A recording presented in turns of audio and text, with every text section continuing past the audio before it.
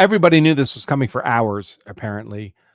Carrie Morrissey put a lot of stuff into the record. She put herself under oath and testified from the witness stand to create a record for purposes of appeal and probably to maintain the conviction of Hannah Gutierrez. But through that whole process, the last couple hours of the day, for sure, I'm pretty confident everybody knew that a dismissal with prejudice was coming. I think the judge told them, and the rest of it was just going through the motions. So let's listen to the judge issuing that actual order. Dismissal with prejudice is a very extreme sanction. And case law is very clear that because it's very extreme, I have to go through every single element, and I have to make a very good record as to why I'm seeing what I'm seeing. So in order to establish a Brady violation, the defendant must show that the prosecution suppressed evidence, the evidence was favorable to the accused, and the evidence was material to the defense. Material. So let's go through the elements. Suppression of evidence. The definition of suppression of elements, this is Case versus Hatch, is while the first element requires proof that the prosecution suppressed or withheld the evidence in question, it does not require a finding of bad faith or any other culpable state of mind on the part of the prosecutor. This prong is satisfied. The Santa Fe County Sheriff's Office and the prosecution failed to disclose the supplemental report to defense and provide defense an opportunity to inspect the rounds collected into evidence that Mr. Teske gave.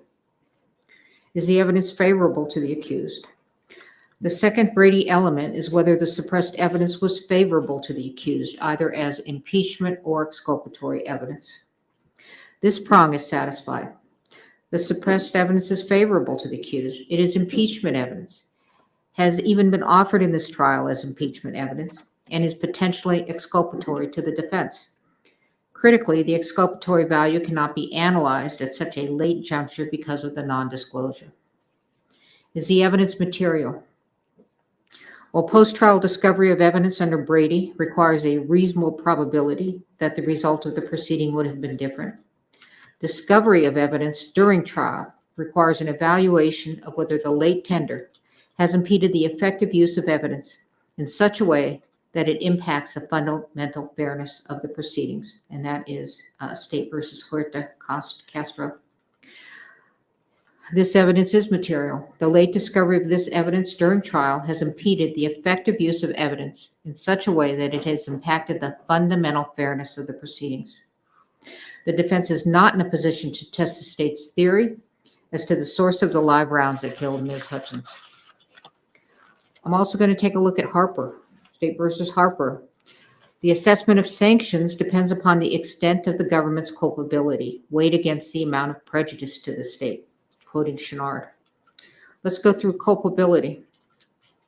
Our case law generally provides that the refusal to comply with a district court's discovery order only rises to the level of exclusion or dismissal where the state's conduct is especially culpable, such as where evidence is unilaterally withheld by the state in bad faith, or all access to the evidence is precluded by state intransience. The state is highly culpable for its failure to provide this discovery to the defendant. The state unilaterally withheld a supplemental report. Santa Fe County Sheriff's Officer made the decision, and apparently also with the prosecutor, as pursuant to Hancock's testimony, that the evidence was of no evidentiary value and failed to connect the evidence to the instant case. The case agent, as well as pursuant to Hancock's testimony, Ms. Morrissey, was aware of the new evidence and yet did not make an effort to disclose it to defense. The state's willful withholding of this information was intentional and deliberate.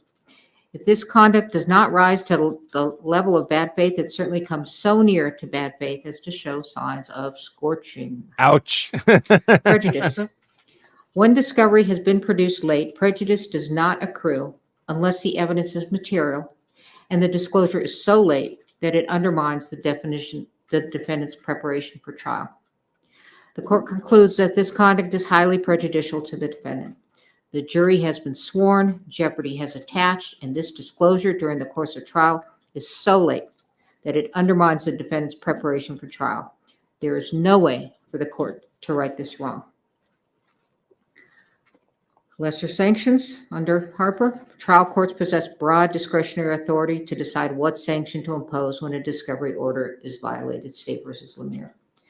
The sanction of dismissal is the only warranted remedy. The jury has been sworn, jeopardy has attached, and a mistrial would not be based upon manifest necessity. Further, the sanction of dismissal is warranted in this case. The state has repeatedly made representations to defense and to the court that they were compliant with all their discovery obligations. Despite their repeated representations, they have continued to fail to disclose critical evidence to the defendant. Brady and Harper are satisfied. Dismissal with prejudice is warranted. Court also has power, inherent power. Per State versus Lemire, where discovery violations inject needless delay into the proceedings, courts may impose meaningful sanctions to effectuate their inherent power and promote efficient judicial administration. The state's discovery violation has injected a needless, incurable delay into the instant jury trial. Dismissal with prejudice is warranted to ensure the integrity of the judicial system and the efficient administration of justice. Your motion to dismiss with prejudice is granted. All right. So I wanted to share all of that. You know, did you hear the part where the judge says this evidence that was suppressed, this is the supplemental report about the live rounds from Arizona that didn't resemble any live rounds in Rust, that it was material to the source of the rounds. She said that. But why would the source of the rounds matter? Why does it matter where the round come from, where the bullet came from? That's not New Mexico law. So it's material to a matter that's not material to the actual criminal charge or legal defenses in this case. So that's what I don't see about this ruling. But that's the wonder. By the way, this is for a lot of people making fun of me in the chat. This is good for me. This is good for me. Because this illustrates that money and resources make a difference in your trial, in your defense, right? Anna Gutierrez didn't raise this defense. I mean, she didn't raise it. She actually had the evidence. They didn't use it because it just shows that the live ammo came from Hannah Gutierrez, so it wouldn't have helped her. But when you pay millions of dollars for your legal defense, it makes a difference. Normally, the state has effectively infinite resources compared to the defense. Not here.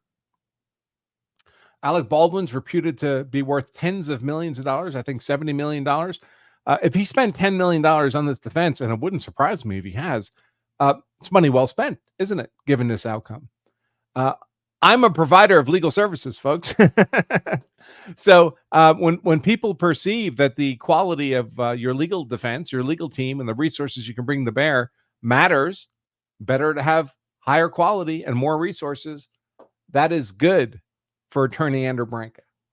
That is good for our Platinum Program membership. And I don't have any personal attachment to any of these people. Carrie Morrissey's not my friend. I couldn't care less how all this works out, except from a legal analysis perspective. So I don't see what any of this ammo from Arizona, or the source of the bullet, or who loaded the bullet in the gun, has anything to do with the fact that Alec Baldwin incontrovertibly pointed what he knew to be a real gun at another human being, cocked the hammer, pressed the trigger, and killed her when there was a live round in the gun. Don't see it. But there we are. I'm not going to belabor today's show. If you want to put questions or comments in for me to... Oh, we're still doing our Sunday show, though. So remember that. Our Sunday, it was going to be a recap show. Now it's end of trial show. But we'll cover some in more detail some of the legal questions about this. I don't claim to be an expert on Brady law, by the way. So this may very well have been an appropriate dismissal with prejudice for Brady violations. I don't know. Even if that's true, though, even if you accept that that's true, that doesn't do anything to diminish Alec Baldwin's legal culpability, right? I mean, he can't be tried again if it's dismissed for prejudice, unless it's appealed, I guess, and this decision is overturned. But it doesn't change what he did. It doesn't change any of the material facts of this case.